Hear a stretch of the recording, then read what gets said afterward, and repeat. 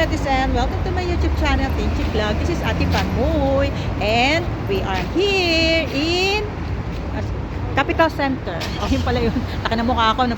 Capital Center. Yes, this one.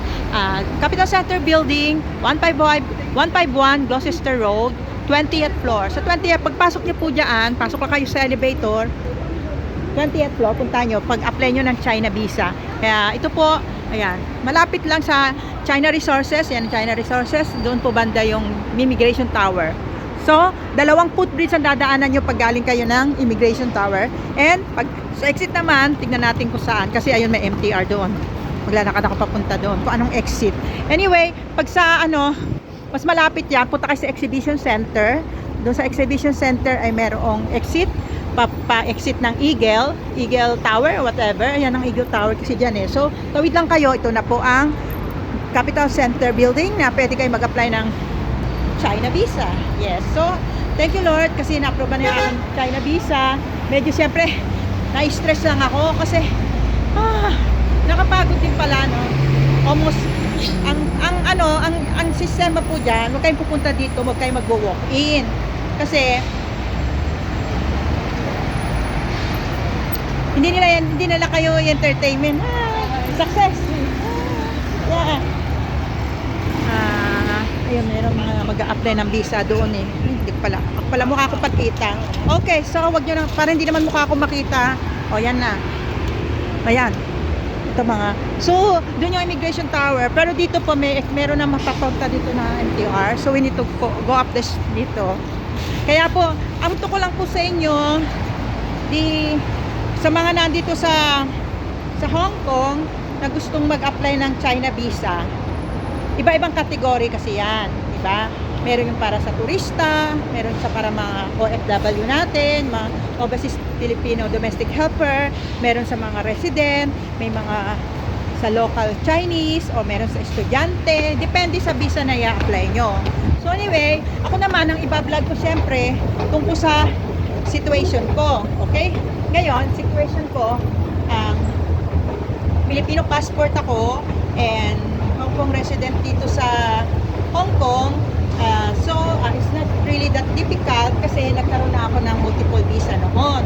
Kaya, nag-apply ulit ako ng multiple visa, medyo madali na na-approvean agad kasi may record na nga ako noon. Kasi pag first time ka, hindi ka ma-approvean ng matagal na visa. So, ngayon ang na-approvean sa akin ay hanggang 2028. So, that means 5 years. Yay! 5 years! Multiple visa ako at pagkabas-labas ako araw-araw hanggang 5 taon sa China. Marilipot ko buong China kung may pera. Kasi yung ibang part ng China, kailangan ng hinihang nila. Kailangan mo siyempre ng datong. So, makakapunta na ako sa Beijing o kaya sa Great Wall of China. So anyway, pakita ko yung ganda kasi ng Wanchayo. Ayan o. Yan, ganda. So dito yan, malapit. Ayun yung immigration.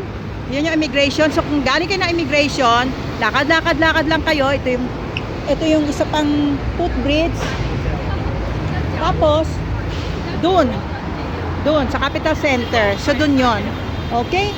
So, dalawang footbridge. Okay, so tatlo. Isa sa immigration. Ito yung pangalawang tinatayuan ko. At pangatlo doon. Malapit na yung Capital Center doon. Pag sa mga mag-a-apply po ng China Visa. Oh, ayan. Ay, ako na pala yan. Ayan, nakita nyo ang ganda ng Hong Kong. So, para sa mga gustong maglakwatya sa China, yung mga turista natin, sa Pilipinas siguro, iba sistema. Dito, iba rin ang sistema. Okay? So, sa Pilipinas, may way no? Okay, by the way, dito sabihin ko sa inyo, hindi ka pwedeng mag-walk-in, okay? Nung una napagod ako, napunta ako dito sa Capital Center, magtanong about that. Hindi pwedeng mag-walk-in, okay? Kailangan online. Kahit naman sa atin sa Philippine Consulate, online, sa passport na online, di ba? Yung mag-booking ka online. Booking online. And then, nakaka-attract mga view dito. Nawawala tuloy ang concentration ko. Dito masarap kumain. Ang daming mga kainan dito. Anyway, I need to find the MTR. Baka may kadadaldal ko, maligaw ako. Okay, tuloy natin na to. You need to book online. Okay? And then, lagay nyo din yung mga information na kailangan. At kailangan, dala nyo na rin yung mga other document na needed, just like ang kinuha sa akin ay photocopy of my passport, photocopy of my ID, and photocopy of my old passport with the visa, with multiple visa, yung old na yan. Dalan mo yan, okay? Tapos doon naman sa picture, kasi doon ako na medyo natagalan din, hindi ako nagdala na ng original picture kasi akala ko okay na yung nando sa form na picture natin. So ang kailangan, kahit may picture ka na doon sa form na in-applyan mo, dalhin mo yung original picture dahil hihingin nila. Kasi kung hindi, pupunta ka sa machine para magpa-picture at yun ay $90. Okay lang $90 pero kailangan old notes, okay? Tandaan mo, old notes ng mga 20 or 10 or 50 old notes ang kailangan doon sa machine. So, kung wala kayo, kasi ngayon puro new notes na, di ba? Punta kayo sa cashier. Yun. Kanina ko lang natutunan yun. Kanino pa ako nanghingi ng mga 20 notes para lang magamit doon sa... Kanino pa ako nakapagpalit ng mga 20 old notes para lang magamit yung machine. Para lang makapagpa-picture ako. Eh yung pala, punta ka lang doon sa cashier and you can change the old notes, 20 notes and 10 notes or 50 notes kung anong notes yung gagamitin mo. Kaya, yun po yung experience ko kanina, medyo stressful kasi, ay, talagang, syempre, kaya dapat maging, marami kaming mga nag-a-apply na naka-experience ng ganito. Kasi yung iba, hindi siguro, dapat i-check nyo munang mabuti lahat yung nasa form bago kayo pumunta. Dahil, di ba sa online, nilagay nyo na lahat yung information nyo, you check well. Kasi, meron yung mali yung pangalan, mali spelling ng pangalan, mali yung ganito ganoon, mali yung ang pinaka main point lang naman titignan nila do sa pinaka front page nun yung pangalan mo, yung spelling, ganoon, at saka yung tama yung passport number mo. Kasi pag mali, babalik ka do sa computer nila. Minsan ang haba ng pila. Tapos pipila ka pa do sa copy machine o do sa print machine. Kaya napakatagal. So you need to careful. Be careful na lang para at least wala nang correct. Kasi ang haba-haba ng pila dahil yung pagpunta mo doon nakapila ka na mahaba tapos pababalikin ka na naman nila, pero make sure na pag bumalik kayo alam nyo kung anong counter kayo para doon kayo babalik na hindi na kayo maghihintay ulit ng pila, okay?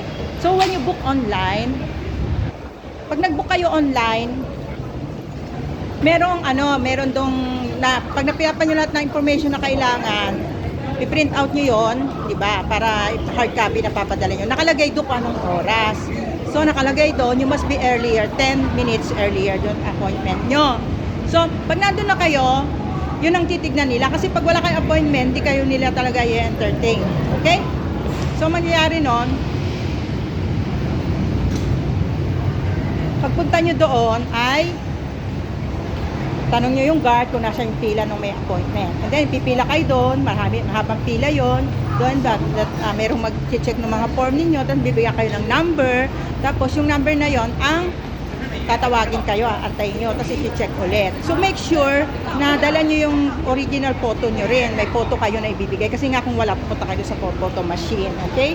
So, it depends kung anong visa din yung applyan nyo. Kasi buti nila may dala akong pera. Kasi kailangan din magbayad sa araw ng application. So, kung ngayon ka nag-apply, dala nyo yung pera na pambayad. And, andun po sa isang vlog ko, yung presyo, kung magkano, sa regular, kung single entry, multiple. Kasi ako multiple na regular. Ang aking in-apply, multiple visa at regular naman na visa yon na processing. So, 1,170. At hindi nila ay na-accept ang credit card or other card. Ano lang, EPS lang at saka cash. Kaya kailangan, may dala kayong EPS or card. Okay? So, yan. Kaya nagpapasalamat pa ina, na-approve yung visa ko. Dito na at babalikan ko after, ano ba ngayon? 7. Tapos babalik ako sa 12. So, mga 4 to 5 days processing. So, sa 12, September 12, babalik ako para pick upin na yung visa ko. Yay! And it's good because 5 years, multiple visa. Labas-pasok sa China. China, here I am. Okay. So, yun na yun. So, next time, makikita nyo yung vlog ko kung bakit ako nagpunta ng China. Yan. Hindi lang para mamasyal. Siyempre, may mga ibang events kaming pupuntahan doon. Kaya, it was a blessing. Thank you, Lord. Kasi at least natapos ko ngayon yung process. At mahirap kasi pagpabalik-balik, lalo na ang daming tao. Tapos, ang inaalala ko pa, ay ganito ganoon, baka mamali. Baka mamaya kung ano itanong sa akin, o baka ganun, baka may mali akong nailagay doon. Kasi doon sa form, napipilapan nyo, itatanong kung ilang days ang stay ninyo, kung anong address, kung nasaan ang address. You don't need to worry about kasi wala namang hiningi sa akin na basta nilagay ko lang doon, mamamasyal ako sa windows of the world, ganun. Pag siguro sa hotel ang sinabi nyo, baka hingang kayo ng hotel proof, pero ako naman kasi hindi ko naman sinabing sa hotel ako matutulog, ganoon nilagay ko lang doon one day, magwa one day tour lang ako, and then binigyan ako ng multiple visa. So anytime labas-pasok ako, I can stay there for 30 days. After 30 days, kailangan ko nang lumabas. Yun. Pero for 5 years, yay! So, here I am, China! Pero bagong lahat tayo sa Hong Kong. Ayan, ang ganda pa rin. Ayan. Kasi dito ako magte-trend sa exhibition center. Okay, ayan. So, habang nag-vlog, ayan, actually China visa pinag-uusapan, pero nandito tayo sa Hong Kong at dito ako nag-apply. Kaya ito po yung sasakyan ko ngayon na gugutom na rin ako. Ito yung sasakyan namin, Exhibition Center Station, Exit A. Exit A is the convenient exit from the exhibition center so that you can go to Capital Center, yung building kung saan ka mag-apply ng visa, China visa. Okay? Ang ko po, mas sa inyo, pagdating ko doon, nag-apply ako, I waited for maybe pumunta ako din 10 o'clock So, ngayon ay already 1 or 2 o'clock. So, yung 10, 11, 12, 1, 2, almost 5 hours, 4 hours ako nandoon. So, it was a great experience kasi doon mo na-feel yung mga tao na stranger is trying to help you pag hindi mo alam. Katulad doon sa pagbalik ko doon sa computer, doon sa online doon, hindi ko na maalam yung mga online na pinagagawa ng anak ko kasi siya nga ang nag-fill up ng mga form ko. And then, ang mata ko pa na medyo lumabo dahil kayo YouTube at career FB nag-blurred na. So, nakitulong ako, humingi ako ng tulong sa kanila. So, they helped me to fill up the one in the computer, nandun ako sa pinaulit kasi ulit medyo may problema dun sa mga pinasok na namin sa akin sa form ko. And nagtutulungan talaga, nakakatuwa. Actually, yung tumulong sa akin isang Indian siya, Indian. Tapos yung isa naman na tiga England naman, wala siyang octopus, saka yung Indian din walang octopus, saka yung tiga England wala silang octopus. Ang pambayad sa octopus ang pambayad sa kape, pag nagkape ka octopus. Tulungan din. Ako naman, yun ang naitulong ko. Sabi ko, wala kayong octopus? Okay, you can use my octopus. Yan. Diba? Kaya, doon mo mapipil na even stranger with different nationality, they know how to help each other in time of need. You don't need to know their name or whatever. As long as they are in need, you are there to help. Parang instinct na natin yun ng mga tao as a human being. We are willing to help, diba? Ganun yun. Tapos like naman nung I'm trying to take a picture sa machine and I need a $20 old note and I don't have, and then I need to go out and change it, at helpful naman po yung mga iba. Kaya yun po, tulong-tulungan, nakakatuwa. At saka maraming Pilipina din na nandoon, nag-a-apply sila ng visa kasama ang amo nila, and because they are planning to go to China. Nakakalungkot lang yung ibang mga OFW natin, dadalhin doon para magtrabaho, maglinis ng bahay ng mga amo nila na bahay nilang nandun sa China, na that is not good. Okay? For my next vlog na yan, kakasunod na yan. Okay? Until here, thank you for watching, and don't forget to subscribe my YouTube channel, Pinchik Vlog. Bye-bye!